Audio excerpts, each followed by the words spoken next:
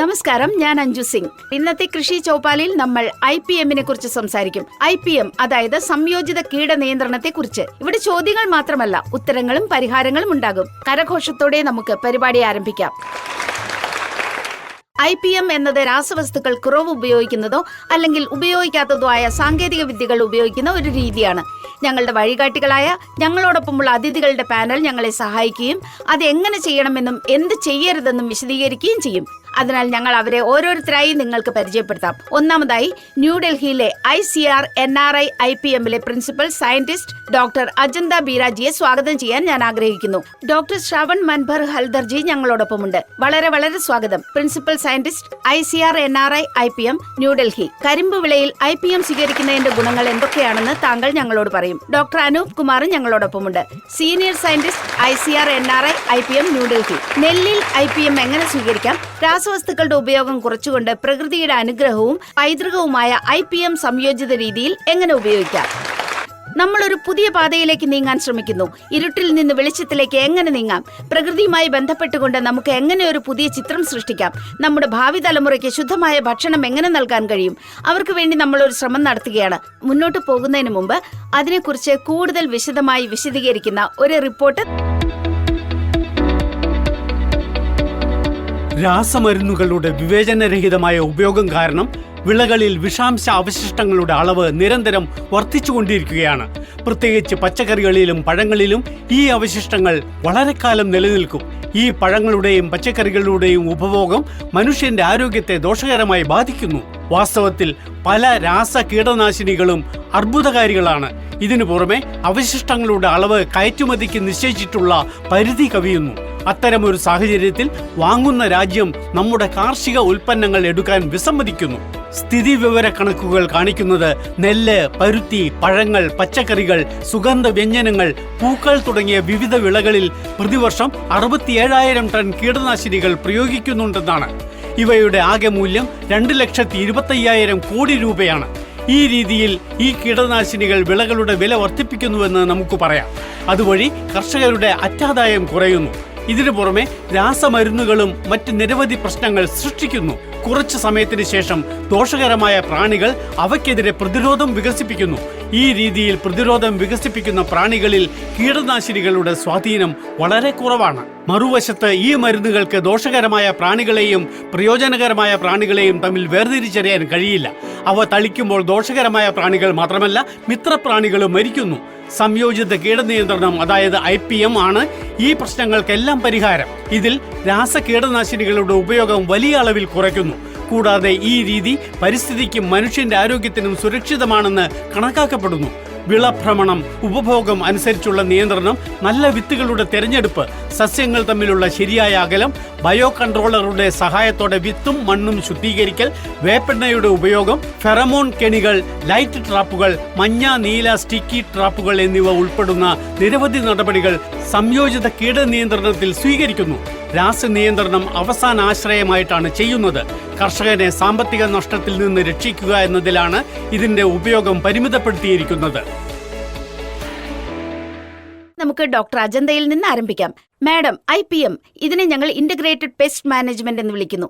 ഇതെന്താണ്? എന്തുകൊണ്ടാണ് അതിന്റെ ആവശ്യകത അനുഭവപ്പെടുന്നത്? പലതരം പ്രവർത്തനങ്ങൾ ഏകോപിപ്പിച്ചുകൊണ്ട് നമ്മുടെ വിളകളെ ആക്രമിക്കുന്ന കീടങ്ങളെയും രോഗങ്ങളെയും കൈകാര്യം ചെയ്യുന്ന ഒരു സംവിധാനമാണ് ഈ ഇന്റഗ്രേറ്റഡ് പെസ്റ്റ് മാനേജ്മെന്റ്. ഇപ്പോൾ ഈ മാനേജ്മെന്റിന്റെ ആവശ്യകത എന്തുകൊണ്ട്, അല്ലെങ്കിൽ IPM-ന്റെ ആവശ്യകത എന്തുകൊണ്ട്, ഇത് മനസ്സിലാക്കേണ്ടത് വളരെ പ്രധാനമാണ്. കാരണം നമ്മുടെ ഇന്ത്യയിൽ എല്ലാ വർഷവും 67,000 ടൺ കീടനാശിനി നമ്മുടെ വിളകളിൽ തളിക്കപ്പെടുന്നു. അതിന്റെ പ്രതികൂല ഫലങ്ങൾ നമ്മുടെ പരിസ്ഥിതിയെയും മനുഷ്യന്റെ ആരോഗ്യത്തെയും നമ്മുടെ മിത്രപ്രാണികളെയും നിരന്തരം ബാധിക്കുന്നു.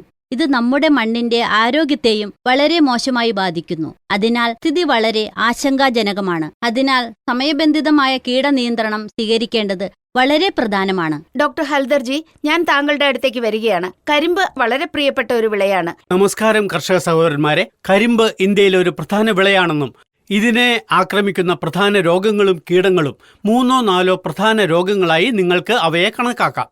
ഒന്നാമതായി, നിങ്ങൾ പറഞ്ഞതുപോലെ റെഡ് റോഡ് ആണ് ഈ പ്രദേശത്തെ ഏറ്റവും വലിയ പ്രശ്നം. ഇതും ഞങ്ങളുടെ CO0238 ഇനത്തിന് വളരെ നല്ല പഞ്ചസാരയുടെ അളവുണ്ട്. ഏറ്റവും ഉയർന്ന ഉൽപ്പാദനം നൽകുന്നു.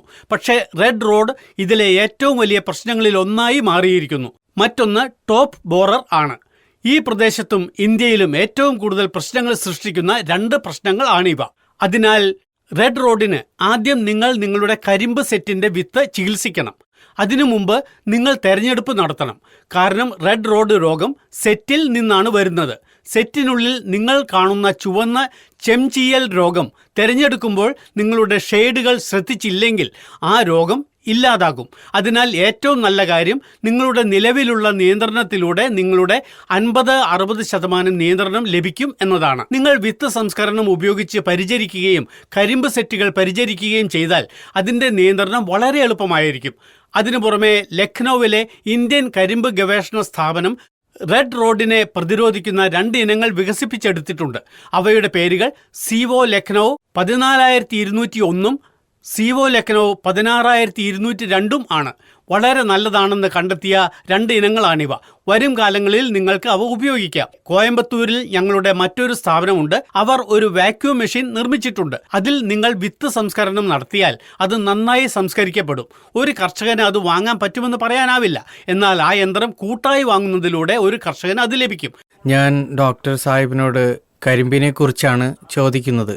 കരിമ്പ് വിളയിൽ ഏതൊക്കെ കീടങ്ങളും രോഗങ്ങളുമാണ് വരുന്നത്?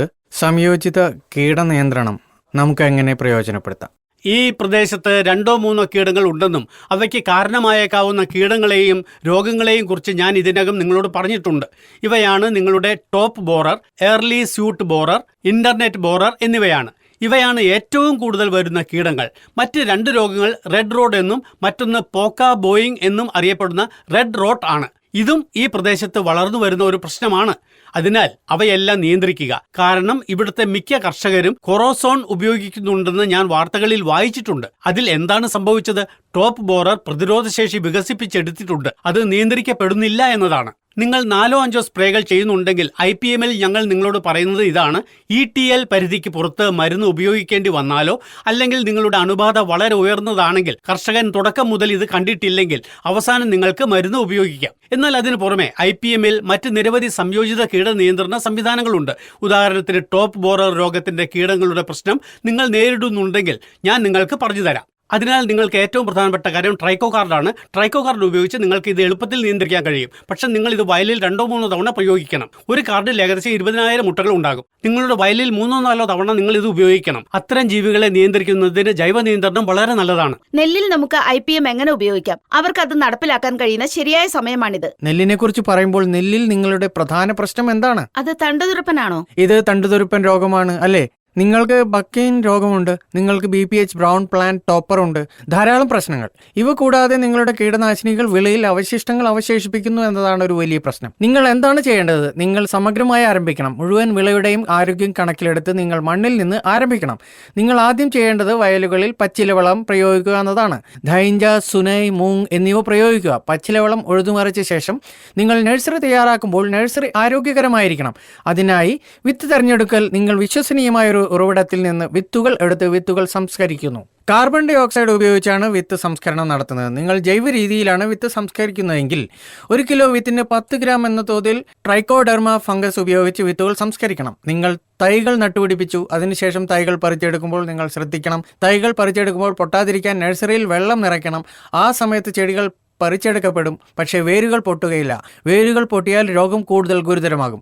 ഫംഗസിന് പ്രവേശിക്കാനുള്ള എളുപ്പവഴിയാണിത്. തൈകൾ പറിച്ചെടുത്ത ശേഷം നടുന്നതിന് മുമ്പ് തൈകൾ സംസ്കരിക്കേണ്ടത് ആവശ്യമാണ്. നിങ്ങൾ തൈകൾ എന്തുപയോഗിച്ച് സംസ്കരിക്കും? ക്യൂഡോമോറസ് ജൈവ ബാക്ടീരിയയാണ്. അതെ, ഉപയോഗിക്കുന്ന കീടനാശിനികളോ മറ്റേതെങ്കിലും രാസവസ്തുക്കളോ കുറച്ച് സമയത്തിന് ശേഷം നശിപ്പിക്കപ്പെടും. അതേസമയം ജൈവ ബാക്ടീരിയയോ ഫംഗസോ വയലിലേക്ക് പോയി അവിടെ തന്നെ തുടരും. അത് തുടർന്നാൽ അത് നിങ്ങളുടെ വിളയെ പല രോഗങ്ങളിൽ നിന്നും വളരെ കാലം സംരക്ഷിക്കും. നമ്മൾ ഇപ്പോൾ നടുന്ന നെല്ലിൽ തണ്ടുതുരപ്പൻ, ബക്കാന രോഗം എന്നിവയാൽ ധാരാളം പ്രശ്നമുണ്ട് എന്നതാണ്. അപ്പോൾ IPM വഴി നമുക്ക് ഇത് എങ്ങനെ തടയാം? IPM-ൽ 2 ഘട്ടങ്ങളെക്കുറിച്ച് ഞങ്ങൾ നിങ്ങളോട് പറഞ്ഞിട്ടുണ്ട്. വിത്ത് സംസ്കരണത്തെക്കുറിച്ചും സസ്യ സംസ്കരണത്തെക്കുറിച്ചും ഞാൻ നിങ്ങളോട് പറഞ്ഞിട്ടുണ്ട്. അതിനു മുമ്പ് വിത്ത് ശൃംഖലയെക്കുറിച്ച് ഞാൻ നിങ്ങളോട് പറഞ്ഞിരുന്നു. അതിലൊരു ഘട്ടം ഒഴിവാക്കി നിങ്ങൾ നിങ്ങളുടെ വീട്ടിൽ നിന്ന് പോലും ഏതെങ്കിലും വിത്ത് ഉപയോഗിക്കുമ്പോൾ നിങ്ങൾ വിത്ത് 2% ഉപ്പിന്റെ ഉരുളയിലിടണം. ശരി, അപ്പോൾ എന്ത് സംഭവിക്കും? നേരിയ വിത്ത് പൊങ്ങിക്കിടക്കും, കനത്ത വിത്ത് അത് സ്ഥിരമാകുമ്പോൾ ആരോഗ്യകരമാകും. അതിനാൽ ആ വിത്ത് എടുത്ത് 3-4 തവണ വെള്ളത്തിൽ വൃത്തിയാക്കുക. ശൃംഖലയിൽ ഇത് വളരെ പ്രധാനമാണ്. നിങ്ങൾ ചെടിയെ സ്യൂഡോമോണസ് ഉപയോഗിച്ച് ചികിത്സിച്ചതുപോലെ അതിനുശേഷം നിങ്ങൾ അത് സാധാരണ രീതിയിൽ വയലിൽ നടണം. അതെ, ഇപ്പോൾ നടുന്നതിന് മുമ്പ് തന്നെ ഒരു ഘട്ടം തണ്ടുതുരപ്പനുണ്ടോ എന്നതാണ്. വയലിൽ നടുന്നതിന് മുമ്പ് നിങ്ങൾ നഴ്സറിയുടെ മുകളിലെ 3 സെന്റിമീറ്റർ മുതൽ 4 സെന്റിമീറ്റർ വരെ ഇല പൊട്ടിച്ച് നീക്കം ചെയ്യണം. കാരണം തണ്ടുതുരപ്പൻ പ്രാണി നഴ്സറിയിൽ തന്നെ മുട്ടയിടുന്നു. അതിനാൽ നിങ്ങളുടെ മുട്ടകൾ ഇവിടെ തന്നെ തീരുന്നു. അവ ഒരിക്കലും വയലിൽ എത്തില്ല. അപ്പോൾ നിങ്ങളുടെ പ്രശ്നം കൂടുതൽ വർദ്ധിക്കില്ല. ഇനി പറമ്പിൽ പറിച്ചുനടൽ പൂർത്തിയായി എന്ന് കരുതുക. പറിച്ചുനടൽ സമയത്ത് നിങ്ങൾ എന്താണ് ശ്രദ്ധിക്കേണ്ടത്? ഒരിടത്ത് കുറഞ്ഞ 2 ചെടികളെങ്കിലും നടണം. പറിച്ചുനടൽ വരിവരിയായി നടത്തുകയും 3 മുതൽ 4 മീറ്റർ വരെ അകലത്തിൽ നടത്തുകയും വേണം. ഒരടി ഏകദേശം 40 സെന്റിമീറ്റർ സ്ഥലം വിടുക. ഇത് നടക്കാൻ ഉപയോഗപ്രദമാകും. വായുസഞ്ചാരവും നല്ലതായിരിക്കും. ഇതിനുശേഷം നിങ്ങൾ എന്ത് ചെയ്യണം? പാടത്തിന്റെ നിരീക്ഷണം ആവശ്യമാണ്. നിരീക്ഷണമില്ലാതെ IPM-ൽ IPM ചെയ്യാൻ കഴിയില്ല. നിങ്ങൾ ആഴ്ചതോറുമുള്ള ഇടവേളകളിൽ നിരീക്ഷിക്കുകയും ഏതെങ്കിലും പ്രാണി വരുന്നുണ്ടോ എന്ന് നോക്കുകയും വേണം. അല്ലേ? തണ്ടുതുരപ്പിന്റെ മുട്ടകൾ നിങ്ങൾക്ക് എളുപ്പത്തിൽ തിരിച്ചറിയാൻ കഴിയും. 10% കൂടുതൽ തണ്ടുതുരപ്പന്മാർ ഉണ്ടെങ്കിൽ നിങ്ങൾ കൂടുതൽ എന്തെങ്കിലും ചെയ്യേണ്ടതുണ്ട്. IPM-ൽ ഒന്നും ചെയ്യാതിരിക്കുന്നത് ധാരാളം ചെയ്യുന്നതിന് തുല്യമാണ്. ഇതിൽ എന്ത് സംഭവിക്കും? നിങ്ങൾ മരുന്ന് പ്രയോഗിക്കുന്നില്ലെങ്കിൽ ചിലന്തികളും മിത്രപ്രാണികളും അവരുടെ ജോലി വളരെയധികം ചെയ്യും. തക്കാളി ഒരു നാണ്യവിളയാണ്. വർഷം മുഴുവനും ഇതിനാവശ്യക്കാരുണ്ട്. പച്ചക്കറികളിൽ ഇത് വളരെ പ്രധാനമാണ്. പ്രത്യേകിച്ച് തക്കാളി പാകം ചെയ്ത് കഴിക്കുന്ന ഒരു വിളയായതിനാൽ സാലഡായും പച്ചയായും ഉപയോഗിക്കുന്നു. അതിനാൽ ഇതിന് നിരവധി കീടങ്ങളുണ്ട്. അവയിൽ കായ്ത്തുരപ്പനുമുണ്ട്. അതോടൊപ്പം വെളുത്ത ഈച്ചയുമുണ്ട്. വൈറസുമായി ബന്ധപ്പെട്ട രോഗങ്ങളും ഇതിൽ വരുന്നു. ഇതിനൊപ്പം നേരത്തെയും വൈകിയുമുള്ള വരൾച്ചയും ഇപ്പോൾ നെമറ്റോഡുകൾ എന്നറിയപ്പെടുന്ന നെമറ്റോഡുകളും റൂട്ടുകെട്ടിന്റെ പ്രശ്നവും ഇതിൽ വലിയ അളവിൽ കാണപ്പെടുന്നു. അതിനാൽ ഈ രോഗങ്ങളെല്ലാം തടയാൻ നമ്മൾ സംയോജിത കീടനിയന്ത്രണം ഉപയോഗിക്കണം. നേരത്തെ സൂചിപ്പിച്ചതുപോലെ നേരിട്ട് രാസവസ്തുക്കൾ ഉപയോഗിക്കരുത്. ഉദാഹരണത്തിന് മണ്ണിലൂടെ പകരുന്ന നിമാവിരകൾ പോലുള്ള രോഗങ്ങളുടെ സാധ്യത കുറയ്ക്കുന്നതിന് വിളഭ്രമണം സ്വീകരിക്കണം. അതോടൊപ്പം നേരത്തെ ഊന്നിപ്പറഞ്ഞ ട്രൈക്കോഡർമ, സ്യൂഡോമോണസ് പോലുള്ള ജൈവ നിയന്ത്രണ മാർഗങ്ങൾ പരമാവധി ഉപയോഗിക്കണം. ട്രൈക്കോഡർമ ഒരു സൗഹൃദ കുമിളാണ്. ഇത് മണ്ണിൽ സംസ്കരിക്കുന്നതിനും വിത്തുകൾക്കൊപ്പം ഉപയോഗിക്കാനും കഴിയും. മണ്ണിൽ സംസ്കരിക്കുന്നതിന് ജൈവവളത്തിൽ കലർത്തണം. ടണ്ണിന് 1 കിലോ എന്ന തോതിൽ മണ്ണിര വളത്തിലോ ചാണകവളത്തിലോ കലർത്താം. അതോടൊപ്പം കിലോയ്ക്ക് 5 ഗ്രാം എന്ന തോതിൽ തക്കാളിയുടെ ബ്രിഡ്ജ് ട്രീറ്റ്മെന്റും നടത്താം. മണ്ണ് സംസ്കരണവും വിത്ത് സംസ്കരണവും നടത്തുമ്പോൾ മണ്ണുമായി ബന്ധപ്പെട്ട രോഗങ്ങൾ വലിയ അളവിൽ കുറയുന്നു. അതുപോലെ പഴം തുരപ്പൻ അല്ലെങ്കിൽ പഴം ഭേദകൻ എന്ന് നമ്മൾ വിളിക്കുന്ന പഴം തുരപ്പൻ വളരെ പ്രധാനപ്പെട്ട ഒരു പ്രാണിയാണ്. ഇത് വിളകൾക്ക് വളരെയധികം നാശമുണ്ടാക്കുന്നു. കർഷകർ ഇതുമൂലം വളരെയധികം ബുദ്ധിമുട്ടുന്നു. ഇതിനായി കഴിയുന്നിടത്തോളം കീടങ്ങൾ വളരെ കുറഞ്ഞ സാമ്പത്തിക നാശനഷ്ടം കൈവരിക്കുമ്പോൾ മാത്രമേ രാസവസ്തുക്കൾ ഉപയോഗിക്കാവൂ. ഇതിനാൽ ഹെലിലൂർ എന്ന പേരിൽ വരുന്ന ഫെറോമോൺ കെണി ഉപയോഗിക്കാം. അതിനു പുറമെ ഹെക്ടറിന് NPV 250 എന്ന നിരക്കിൽ നമുക്ക് ഇത് ഉപയോഗിക്കാം. ഇതോടൊപ്പം വെള്ളീച്ചയ്ക്കോ നീല വെള്ളീച്ചയ്ക്കോ മഞ്ഞ സ്റ്റിക്കി കെണികളോ മഞ്ഞ കെണികളോ ഉപയോഗിക്കാം. ഏക്കറിന് 5 മുതൽ 10 വരെ എന്ന നിരക്കിൽ നമുക്ക് അവ ഉപയോഗിക്കാം. നിരീക്ഷണത്തിനായി നമ്മൾ ഇത് ഉപയോഗിക്കുകയാണെങ്കിൽ കൂട്ടക്കെണി നടത്താൻ കഴിയുന്ന തരത്തിൽ ഇതിന്റെ നിരക്ക് ഏക്കറിന് 15 മുതൽ 20 വരെയായി വർദ്ധിപ്പിക്കണം. ഇതോടൊപ്പം രാസവസ്തുക്കളിലേക്കോ കീടനാശിനികളിലേക്കോ പോകുന്നതിനു മുമ്പ് ബുവേറിയ ബാസിന, മെറ്റാർഹിസിയം പോലുള്ള ബയോളജിക്കൽ കൺട്രോളറുകൾ ഉപയോഗിക്കണം. നിമാവിരകൾക്കും പെയ്സിലോമൈസസ് പോലുള്ള നല്ല ബയോളജിക്കൽ കൺട്രോളറുകൾ നമുക്ക് ഉപയോഗിക്കാം. ഈ വസ്തുതകൾ ഉപയോഗിച്ച്, ഈ സാങ്കേതിക വിദ്യകൾ ഉപയോഗിച്ച് മാത്രമേ തക്കാളിയിൽ സംയോജിത കീടനിയന്ത്രണം സ്വീകരിക്കാൻ പാടുള്ളൂ. ഞാൻ നിങ്ങളോട് ചോദിക്കാൻ ആഗ്രഹിക്കുന്നു, IPM ചികിത്സയിലൂടെ തക്കാളി വിളവ് നല്ലതായിരിക്കുമോ? അതായത് ഞാനിപ്പോൾ നിങ്ങളോട് പറഞ്ഞതുപോലെ സംയോജിത കീടനിയന്ത്രണത്തിന്റെ വിവിധ ഘടകങ്ങൾ തക്കാളിയിൽ സംയോജിത കീടനിയന്ത്രണ സംവിധാനം സ്വീകരിക്കാം. നമുക്കത് നടപ്പിലാക്കാൻ കഴിയും. അതോടൊപ്പം നിങ്ങൾ ചോദിച്ച ചോദ്യം ഇതുപയോഗിച്ച് തക്കാളി വിളവ് വർദ്ധിക്കുമോ എന്നതാണ്. തീർച്ചയായും തക്കാളി വിളവ് വർദ്ധിക്കുന്നു. കാരണം സംയോജിത കീടനിയന്ത്രണ IPM-ൽ ഒരു രോഗം വന്നതിന് ശേഷം ഞങ്ങൾ അത് നിർണ്ണയിക്കുന്നില്ല. ഏതെങ്കിലും രോഗം വന്നാൽ അല്ലെങ്കിൽ ഏതെങ്കിലും കീടബാധ വർദ്ധിച്ചാൽ അത് നമ്മെയോ നമ്മുടെ വിളയെയോ ദോഷകരമായി ബാധിക്കുന്നതിനു മുമ്പ് നമുക്കത് നിർണ്ണയിക്കാൻ കഴിയും. കീടനിയന്ത്രണത്തെക്കുറിച്ച് സംസാരിക്കുമ്പോൾ കർഷകർ നേരിടുന്ന ഏറ്റവും വലിയ 2 പ്രശ്നങ്ങൾ, ഒന്ന് കീടത്തെ ശരിയായി തിരിച്ചറിയുക എന്നതാണ്. മറ്റൊന്ന് അതിന്റെ മാനേജ്മെന്റിനുള്ള ശരിയായ ഉപദേശം എന്നിവയാണ്. ഒരു വിദഗ്ധന്റെ അഭാവത്തിൽ അവർ വിവര ആശയവിനിമയ സാങ്കേതിക വിദ്യയുടെ ഉപകരണങ്ങൾ ഉപയോഗിക്കുകയാണെങ്കിൽ ശരിയായ സമയത്ത് അവർക്ക് ശരിയായ വിവരങ്ങൾ എളുപ്പത്തിൽ ലഭിക്കും. ഇതിനായി അടുത്തിടെ നമ്മുടെ Indian council of agricultural research നമ്മുടെ കാർഷികക്ഷേമ വകുപ്പുമായി സഹകരിച്ച് നാഷണൽ പെസ്റ്റ് സർവൈലൻസ് സിസ്റ്റം എന്ന് ഞങ്ങൾ വിളിക്കുന്ന വളരെ നല്ല ഒരു ആപ്പ് സൃഷ്ടിച്ചു. ചുരുക്കത്തിൽ അതിൻ്റെ പേര് NPSS എന്നാണ്. അതിൻ്റെ സഹായത്തോടെ കീടങ്ങളെയും രോഗങ്ങളെയും തിരിച്ചറിയാൻ ഞങ്ങൾ കൃത്രിമ ബുദ്ധി ഉപയോഗിക്കുന്നു. അതിനാൽ നിങ്ങൾക്ക് നിങ്ങളുടെ വയലിൻ്റെ ഒരു ഫോട്ടോ എളുപ്പത്തിൽ നൽകാനാകും. അതിലൂടെ അത് ഏത് കീടമോ രോഗമോ ആണെന്ന് അത് നിങ്ങളോട് പറയും. തുടർന്ന് നിങ്ങളുടെ വയലിലെ കീടബാധയുടെ അളവ് നിങ്ങൾ അതിനോട് പറഞ്ഞാൽ അത് ഇടത്തരം ലെവലാണോ അതോ വളരെ ഗുരുതരമായ പ്രശ്നമാണോ എന്നും, അല്ലെങ്കിൽ വളരെ കുറവാണെങ്കിൽ അതിൻ്റെ അടിസ്ഥാനത്തിൽ അത് നിങ്ങൾക്ക് ഉപദേശവും നൽകുന്നു. എൻ്റെ പേര് മുകേഷ് നഗർ, ഗൗതം ബുദ്ധനഗർ, നോയിഡ ജില്ലയിലെ ബംബാവത്ത് ഗ്രാമം. NPSSന്റെ ഗുണങ്ങൾ എന്തൊക്കെയാണ്? അതിന്റെ പ്രയോജനം എന്താണ്? ഈ NPSS ആപ്പ് വിവര ആശയവിനിമയ സാങ്കേതികവിദ്യ ഉപയോഗിക്കുന്നു എന്നത് കർഷകർക്ക് അവരുടെ കൃഷിയിടങ്ങളിലെ കീടങ്ങളുടെയും രോഗങ്ങളുടെയും തോത് അടിസ്ഥാനമാക്കിയാണ് ഉപദേശം നൽകുന്നത്. അത് മറ്റ് ആപ്പുകളിലില്ല. അതുള്ള വിവരങ്ങൾ കാർഷിക ഗവേഷണ കൗൺസിലിലെ ശാസ്ത്രജ്ഞരിൽ നിന്നുള്ള ശാസ്ത്രീയ വിവരങ്ങളാണ്. ശരിയായ ഉറവിടങ്ങളിൽ നിന്ന് അവർ എടുത്ത വിവരങ്ങൾ അതിലുണ്ട് താനും. സർ, നിങ്ങൾ പറഞ്ഞ ആപ്പ് വളരെ മികച്ചതാണെന്ന് ഞാൻ കരുതുന്നു. ആരെങ്കിലും നിങ്ങളോട് എന്തെങ്കിലും പറയുകയും നിങ്ങൾ ഒരു കടയിൽ പോവുകയും ആരെങ്കിലും നിങ്ങളെ ആശയക്കുഴപ്പത്തിലാക്കാൻ ശ്രമിക്കുകയും ചെയ്താൽ നിങ്ങളത് ആ ആപ്പിൽ ഇടുക. നിങ്ങൾക്ക് ഉടൻ തന്നെ ഉത്തരം ലഭിക്കും. ഇപ്പോൾ മാഡം, ഞാനിത് അറിയാൻ ആഗ്രഹിക്കുന്നു. കാരണം നമ്മൾ തക്കാളിയിൽ നിന്നാണ് തുടങ്ങിയത്. തക്കാളി വളരെ നല്ല വിളയാണെന്ന് നമുക്ക് എല്ലാവർക്കും അറിയാം. ഇത് പോഷകങ്ങളാൽ നിറഞ്ഞതാണ്. ഇതിന് വിപണിയിൽ നല്ല വിലയും ലഭിക്കുന്നു. പക്ഷേ അതിലൊരു വെല്ലുവിളി അതിന്റെ ഷെൽഫ് ലൈഫ് കുറവാണ് എന്നതാണ്. IPM ഉപയോഗിച്ച് നമുക്ക് അതിന്റെ ഷെൽഫ് ലൈഫ് മെച്ചപ്പെടുത്താൻ കഴിയുമോ? എന്ത് തരത്തിലുള്ള ഫലങ്ങളാണുള്ളത്? ഇത് വിളയെ കൂടുതൽ ആരോഗ്യകരമാക്കുമോ? കീടനിയന്ത്രണത്തിനായി IPM ഉപയോഗിക്കുന്നു. വിളവെടുപ്പിന് ശേഷമുള്ള സാങ്കേതിക വിദ്യയെക്കുറിച്ചും വിളവെടുപ്പിന് ശേഷമുള്ള ഷെൽഫ് ലൈഫിനെക്കുറിച്ചുമാണ് നമ്മൾ സംസാരിക്കുന്നത്. വിളവെടുപ്പിന് ശേഷമുള്ള സമയത്തും IPMന്റെ വ്യത്യസ്ത സമീപനങ്ങൾ ഉപയോഗിച്ച് നമുക്ക് തക്കാളിയുടെ ഷെൽഫ് ലൈഫ് വർദ്ധിപ്പിക്കാൻ കഴിയും. അത് ശരിയാണ്. പക്ഷെ അതിനു മുമ്പ് ഞാൻ നേരത്തെ പറഞ്ഞതുപോലെ കൃഷിയിടത്തിൽ തന്നെ ധാരാളം കീടങ്ങളും രോഗങ്ങളും കണ്ടെത്തിയാൽ വിളയെടുക്കുമ്പോൾ ആ കീടങ്ങളുടെയും രോഗങ്ങളുടെയും അവശിഷ്ടങ്ങൾ വളരെയധികം കുറയും. അതിനാൽ നമ്മൾ സംഭരണത്തിനായി പോകുമ്പോൾ ആ സമയത്തും തക്കാളിയുടെ ഗുണനിലവാരം കേടുകൂടാതെ ഇരിക്കും. തീർച്ചയായും മാഡം. തക്കാളി വിളയിൽ IPMന്റെ ഉപയോഗം വളരെ നല്ല ഫലങ്ങൾ നൽകുന്നത് എങ്ങനെയെന്ന് താങ്കൾ പറഞ്ഞു. ഇനി കർഷകരോട് സംസാരിക്കാം. ഞാൻ രാകേഷ് റോയ്. ഞാൻ ഒരു കരിമ്പ് കർഷകനാണ്. ഇപ്പോൾ നമ്മൾ IPMനെ കുറിച്ചാണ് സംസാരിക്കുന്നത്. അതിനാൽ ഞാൻ കരിമ്പിൽ എൻ്റെ IPM ഉപയോഗിക്കുന്നു. ഫെറമോൺ കെണിയേക്കാളും ട്രൈക്കോകാർഡിനേക്കാളും മികച്ചതാണ് ലൈറ്റ് ട്രാപ്പ് എന്ന് ഞാൻ കണ്ടെത്തി. ടോപ്പ് ബോറർ നമ്മുടെ ജില്ലയിലെ മുഴുവൻ സംസ്ഥാനത്തും ഒരു പ്രശ്നമാണ്. 238 ഇനങ്ങളിൽ ഇത് വലിയ അളവിൽ കൈകാര്യം ചെയ്തിട്ടുണ്ട്. സർ, എനിക്ക് നിങ്ങളോട് ഒരു ചോദ്യമുണ്ട്. നമ്മുടെ കർഷക സഹോദരന്മാർ കീടനാശിനികൾ കാരണം എല്ലാ വർഷവും വൻതോതിൽ ജീവൻ നഷ്ടപ്പെടുന്നു.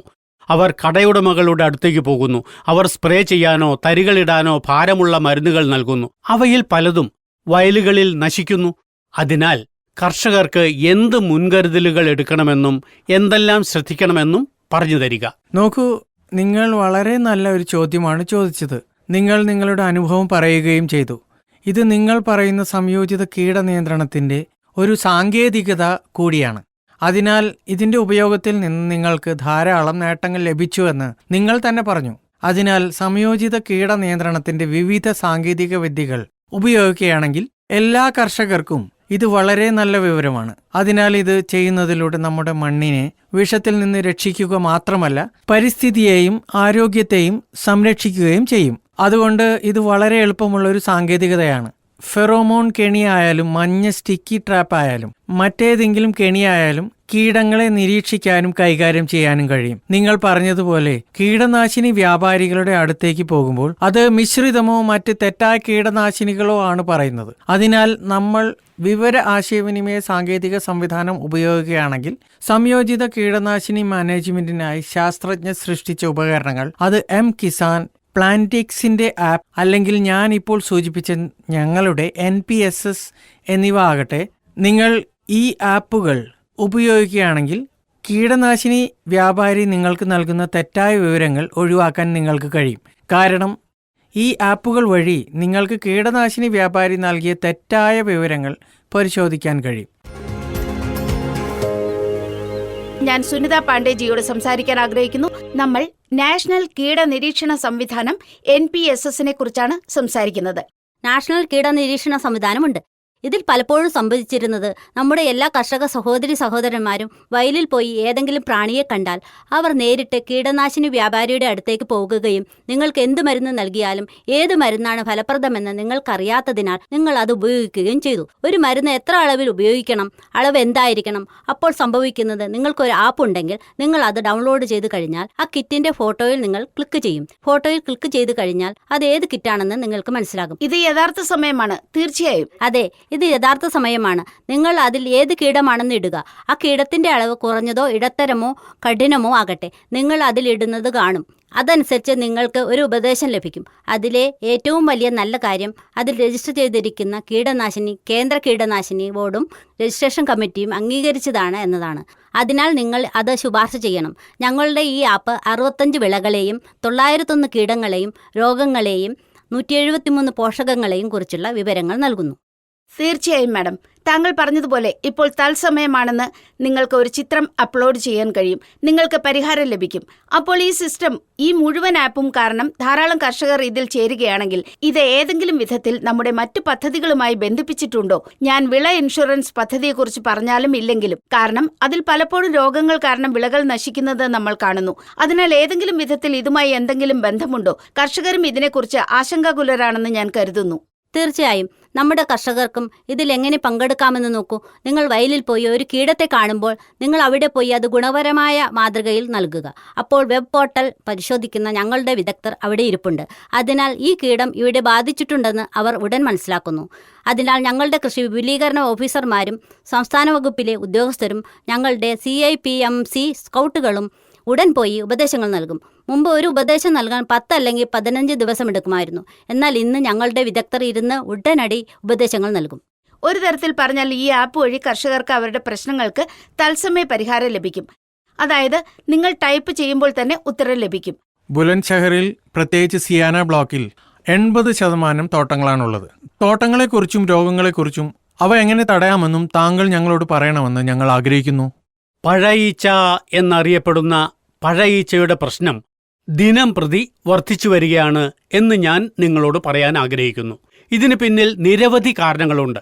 എല്ലാ വിദഗ്ധരും പറഞ്ഞതുപോലെ ഇതിനെ നിയന്ത്രിക്കാൻ നമ്മൾ ഉപയോഗിക്കുന്ന രാസവസ്തുക്കളുടെ അളവ് ക്രമരഹിതമായി വർദ്ധിക്കുകയും അതിന്റെ പ്രതിരോധശേഷി വികസിക്കുകയും ചെയ്യുന്നു. അതിനാൽ ഇത് നിയന്ത്രിക്കാൻ വളരെ ബുദ്ധിമുട്ടായി തീരുകയും ചെയ്യുന്നു. ഇന്നത്തെ സമയം നോക്കിയാൽ നമ്മുടെ മാമ്പഴം പല രാജ്യങ്ങളിലേക്ക് കയറ്റുമതി ചെയ്യപ്പെടുന്നുണ്ട്. അത് ശരിയാണ്. പക്ഷേ പഴ ഈച്ചയുടെയോ അതിൻ്റെ പുഴുക്കളുടെയോ ഭ്രൂണങ്ങൾ അതിനുള്ളിൽ കാണപ്പെടുന്നതായി കാണാം. അതുകൊണ്ടാണ് നമ്മുടെ മാമ്പഴം നിരസിക്കപ്പെടുന്നത്. അന്താരാഷ്ട്ര വീക്ഷണകോണിൽ നിന്ന് നോക്കുകയാണെങ്കിൽ ഇന്ത്യയുടെ പ്രതിച്ഛായയും നശിക്കുന്നു. മാമ്പഴങ്ങളെ ആക്രമിക്കുന്ന പഴയീച്ചയെ നിയന്ത്രിക്കാൻ ഉപയോഗിക്കുന്ന രാസവസ്തുക്കളുടെ അനുപാതമുണ്ടെന്ന് ഞാൻ നിങ്ങളോട് പറയാൻ ആഗ്രഹിക്കുന്നു. Ethyl alcohol 60 മില്ലിയാണ്. പിന്നെ methyl eugenol 40 milli, 20 milli malathion എന്നിവയാണ്. അതായത് നിങ്ങൾ 6 മില്ലി, 4 മില്ലി, 2 മില്ലി എന്നിവയുടെ അനുപാതത്തിൽ ഉണ്ടാക്കണം. ഈ മരുന്നുകളും വിപണിയിൽ ലഭ്യമാണ്. നിങ്ങൾ 120 മില്ലി ലായനി തയ്യാറാക്കുകയാണെങ്കിൽ നിങ്ങൾക്കതിൽ ഏകദേശം 30 പാളികൾ തയ്യാറാക്കാമെന്നും അത് തയ്യാറാക്കുന്നതിനുള്ള രീതികൾ ഏതെങ്കിലും മര ഗട്ടർ അല്ലെങ്കിൽ കോട്ടൺ ബാൻഡ് ആണെന്നും ഞാൻ നിങ്ങളോട് പറയാൻ ആഗ്രഹിക്കുന്നു. രാത്രി മുഴുവൻ അല്ലെങ്കിൽ 24 മണിക്കൂർ അതിൽ മുക്കിവെക്കുക. കുതിർത്തതിന് ശേഷം നിങ്ങൾ അത് വയലിൽ സ്ഥാപിക്കാൻ ആഗ്രഹിക്കുന്നുവെങ്കിൽ നിങ്ങൾക്ക് അത് ഉടൻ തന്നെ സ്ഥാപിക്കാം. 24 മണിക്കൂറിന് ശേഷം ആ സമയത്ത് ഉപയോഗിക്കാൻ നിങ്ങൾ ആഗ്രഹിക്കുന്നില്ലെങ്കിൽ നിങ്ങൾക്ക് അലൂമിനിയം ഫോയിൽ കൊണ്ട് പൊതിയാം. അങ്ങനെ അതിലുള്ള ഗന്ധം പറന്നു പോകില്ല. നിങ്ങൾക്ക് അത് ഉപയോഗിക്കാൻ താൽപ്പര്യപ്പെടുമ്പോഴെല്ലാം ഞാൻ സൂചിപ്പിച്ച അനുപാതത്തിൽ തന്നെ മരുന്ന് ഉപയോഗിക്കുക. ഇത് പഴയീച്ചകളെ വലിയ അളവിൽ ഇല്ലാതാക്കും. തീർച്ചയായും താങ്കൾ ഇവിടെ അനുപാതം ആവർത്തിച്ച് പരാമർശിച്ചിട്ടുണ്ട്. അതിനാൽ ഇപ്പോൾ ഞാൻ ഡോക്ടർ വന്ദന പാണ്ഡേജിയിലേക്ക് വരട്ടെ. വന്ദനാജി, നോക്കൂ, നമ്മൾ IPM-നെ കുറിച്ച് സംസാരിച്ചപ്പോൾ കീടനാശിനികൾ ഉപയോഗിക്കരുതെന്ന് എവിടെയും പറഞ്ഞിട്ടില്ല. പക്ഷെ അത് അവസാന ഓപ്ഷനാണ്. തീർച്ചയായും ആ അവസാന ഓപ്ഷനിലും നിങ്ങൾ നിങ്ങളുടെ പൂർണ്ണ വിവേചനാധികാരം ഉപയോഗിക്കണം. അനുപാതം എന്തായിരിക്കണം, എപ്പോൾ, എത്ര കാത്തിരിപ്പ് കാലയളവ്. IPM എന്നാൽ നിങ്ങൾ പൂർണ്ണമായും ജൈവമാണെന്ന് അർത്ഥമാക്കുന്നില്ല. പക്ഷേ പ്രശ്നം വർദ്ധിക്കുകയാണെങ്കിൽ നിങ്ങളത് രാസവസ്തുക്കൾ ഉപയോഗിച്ച് പരിഹരിച്ചാൽ എങ്ങനെ? നിങ്ങൾ പറഞ്ഞത് തികച്ചും ശരിയാണ്. IPM-ൽ ഇതുവരെ എല്ലാ ശാസ്ത്രജ്ഞരും നിങ്ങളോട് പറഞ്ഞതുപോലെ നിങ്ങൾ കീടനാശിനികൾ ഉപയോഗിക്കരുതെന്ന് IPM-ൽ എവിടെയും പറയുന്നില്ല. ഇപ്പോൾ ഞങ്ങൾ ഉപയോഗിച്ച ന്യായയുക്തമായ വാക്ക് ഇക്കാലത്ത് ഭക്ഷ്യശൃംഖലയിലെ എല്ലാ ഭക്ഷ്യവസ്തുക്കളിലും പഴങ്ങളിലും പച്ചക്കറികളിലും കീടനാശിനി അവശിഷ്ടങ്ങളുടെ പ്രശ്നം നാം നേരിടുന്നു എന്നതാണ്. എന്തുകൊണ്ടാണ് ഇത് സംഭവിക്കുന്നത്? IPM-ന്റെ ഒരു ഘടകമായി നമ്മൾ ഇത് വിവേകപൂർവ്വം ഉപയോഗിക്കുകയാണെങ്കിൽ ലേബൽ ലഘുലേഖയിൽ നൽകിയിരിക്കുന്ന മാർഗനിർദ്ദേശങ്ങൾ അനുസരിച്ച് കർഷകർക്ക് ഇതുവരെ പരിശീലിക്കാൻ കഴിയാത്ത വളരെ പ്രധാനപ്പെട്ട ഒരു കാര്യമാണിത്. അതിൽ നൽകിയിരിക്കുന്ന മാർഗനിർദ്ദേശങ്ങൾ എന്തൊക്കെയാണെന്ന് അറിയാൻ ലേബലും ലഘുലേഖയും വിശദമായി വായിക്കണം. നമ്മളിത് ഉപയോഗിക്കുന്ന കീടങ്ങളും രോഗങ്ങളും ലേബൽ ലഘുലേഖയിൽ പരാമർശിച്ചിട്ടുണ്ടോ ഇല്ലയോ എന്ന് മാങ്ങയിൽ വരുന്നതായി കാണുന്ന ഈ ദിവസങ്ങളിൽ അവശിഷ്ടങ്ങളുടെ പ്രശ്നം കൂടുതലായി ഉയർന്നു വരുന്നു. അതായത് മാമ്പഴത്തിന് ശുപാർശ ചെയ്യാത്ത ചില കീടനാശിനികളുടെ അവശിഷ്ടങ്ങൾ. ഇന്ത്യ ഗവൺമെൻറ് അതിന് അംഗീകാരം നൽകിയിട്ടില്ല. ഇന്ന് നിങ്ങൾ കർഷകരോട് ഈ ആപ്പിനെ കുറിച്ച് പറഞ്ഞതുപോലെ ഈ ആപ്പ് എല്ലാത്തിനുമുള്ള പരിഹാരമാണ്. കാരണം ഈ ആപ്പിൽ നിങ്ങൾ കാണുമ്പോഴെല്ലാം നിങ്ങൾ ആ ആപ്പ് ഉപയോഗിക്കുന്ന വിളയ്ക്ക് കേന്ദ്ര കീടനാശിനി ബോർഡും രജിസ്ട്രേഷൻ കമ്മിറ്റിയും അംഗീകരിച്ച കീടനാശിനി, ആ കീടനാശിനിയുടെ അംഗീകൃത അളവ്, അത് എത്ര സമയത്തിനുള്ളിൽ ഉപയോഗിക്കണം എന്നീ വിശദാംശങ്ങളെല്ലാം ആ ആപ്പിലൂടെ കർഷകർക്ക് ലഭ്യമാകും. അതുവഴി അത് വിവേകപൂർവ്വം ഉപയോഗിക്കാൻ കഴിയും. അതിനാൽ കർഷകർ മനസ്സിൽ സൂക്ഷിക്കേണ്ട ഏറ്റവും പ്രധാനപ്പെട്ട കാര്യം അത് പ്രായോഗികമാക്കുന്നത് ഒരു ശീലമാക്കുക എന്നതാണ്. ഞങ്ങളുടെ പ്രദേശത്ത് 90% പ്രദേശവും പഴവർഗ്ഗങ്ങളുള്ള ഒരു തോട്ടമാണ്. വേരുകൾ ചീയുന്നതിനെക്കുറിച്ചും സസ്യങ്ങൾ ഉണങ്ങിപ്പോകുന്നതിനെക്കുറിച്ചും ശാഖകൾ ഉണങ്ങിപ്പോകുന്നതിനെക്കുറിച്ചും അവ നശിപ്പിക്കപ്പെടുന്നതിനെക്കുറിച്ചും അവയെ എങ്ങനെ സംരക്ഷിക്കാമെന്നതിനെക്കുറിച്ചും അവർ പറഞ്ഞിട്ടില്ല. ഈ ചോദ്യം വന്നതോടെ ഇദ്ദേഹം 2 പ്രശ്നങ്ങളെക്കുറിച്ചും പറഞ്ഞിട്ടുണ്ട്. ഒന്ന് വേര് ചീയലിന്റെ പ്രശ്നമാണ്. രണ്ടാമതായി പല പ്രദേശങ്ങളിലും നമ്മുടെ തോട്ടത്തിൽ മരങ്ങൾ ഉണങ്ങിപ്പോകുന്ന ഒരു പ്രധാന പ്രശ്നമുണ്ട്. അതിനാൽ ഇതിൽ ഞാൻ 2 തരം വിവരങ്ങൾ നൽകും. ഒന്നാമതായി ലഖ്നൌവിലെ CIH-ൽ നിന്ന് ഒരു പ്രോജക്റ്റ് നടക്കുന്നുണ്ട്. അത് പ്രത്യേകിച്ചും കർഷകർക്കോ തോട്ടക്കാർക്കോ വിവിധ ശാസ്ത്രീയ സ്രോതസ്സുകളുടെ അടിസ്ഥാനത്തിൽ ശുപാർശകൾ നൽകുന്നതും വിവിധ ജൈവ രാസമാർഗങ്ങൾ ഉപയോഗിച്ച് ഈ പ്രശ്നം പരിഹരിക്കാൻ ശ്രമിക്കുന്നതുമായ ഒരു പദ്ധതിയാണിത്. അതിനാൽ ഞങ്ങൾ നന്നായി പരിശീലിച്ച ആദ്യത്തെ കാരണം നമ്മുടെ വയലുകളിൽ ഉഴുതുമറിക്കുന്ന രീതിക്ക് വളരെയധികം ശ്രദ്ധ നൽകേണ്ടതുണ്ട് എന്നതാണ്.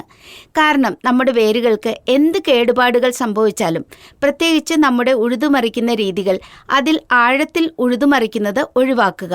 നമ്മുടെ വേരുകൾ നമ്മുടെ തണ്ട് വരെ ഉണ്ടെന്ന് നമുക്ക് അനുമാനിക്കാം. നമ്മുടെ അതിലോലമായ വേരുകളായ നമ്മുടെ ഫീഡർ വേരുകൾ, ചെടിയുടെ തണൽ, നിങ്ങൾ അതിൻ്റെ നിഴൽ വൃത്തം പരിഗണിക്കുന്നിടത്തോളം ഫീഡർ വേരുകൾ അവിടെ കാണപ്പെടുന്നു. അതിനാൽ ആ ഫീഡർ വേരുകൾക്ക് കേടുപാടുകൾ വരുത്തരുത്. കാരണം അവിടെ ഉഴുതുമറിക്കുന്ന വ്യക്തി വേരുകൾ അവിടെ ഉണ്ടാകില്ലെന്ന് അനുമാനിക്കുന്നു. നാം വേരുകൾക്ക് കൂടുതൽ കേടുപാടുകൾ വരുത്തുന്തോറും കൂടുതൽ ദോഷകരമായ ഫംഗസുകൾ അല്ലെങ്കിൽ അവയുടെ ഏജന്റുകൾ പ്രവേശിക്കാൻ ഒരു സ്ഥലം ലഭിക്കും. അവ സസ്യങ്ങളുടെ ഉള്ളിൽ പ്രവേശിച്ച് അവയെ നശിപ്പിച്ചുകൊണ്ടിരിക്കും. വേരുകൾ ഉണങ്ങുന്നതിൻ്റെ പ്രശ്നത്തെ സംബന്ധിച്ചിടത്തോളം നമ്മുടെ പ്രദേശത്ത് ഇതുവരെ ലഭിച്ച ഫലങ്ങൾ കാണിക്കുന്നത് കൾട്ടർ കെമിക്കലിൻ്റെ ഉപയോഗം ധാരാളം കാണപ്പെടുന്നുണ്ടെന്നാണ്. ഈ പ്ലാറ്റ്ഫോമിൽ നിന്ന് നിങ്ങളെല്ലാവരും ഈ ഉപയോഗം കുറയ്ക്കാൻ ഞാൻ അഭ്യർത്ഥിക്കുന്നു. മണ്ണിൽ നിന്നുള്ള പോഷകങ്ങളുടെ ചൂഷണം കുറയ്ക്കണം. കൂടാതെ INM എന്ന സംയോജിത പോഷകാഹാര മാനേജ്മെന്റിൽ ശ്രദ്ധ ചെലുത്തേണ്ടതിൻ്റെ ആവശ്യകത വളരെ കൂടുതലാണ്. IPM-നെ കുറിച്ച് ഞാൻ എപ്പോഴും പറയാറുണ്ട്. എല്ലാ പ്ലാറ്റ്ഫോമിലും ഞാനിത് പറഞ്ഞുകൊണ്ടിരിക്കുന്നു. കൃഷി ചൗപ്പാലിന്റെ ഇന്നത്തെ ചർച്ചയിൽ നിന്ന് ഞാൻ നിങ്ങളുടെ അനുമതിയോടെ വിടവാങ്ങുന്നു. നമസ്കാരം.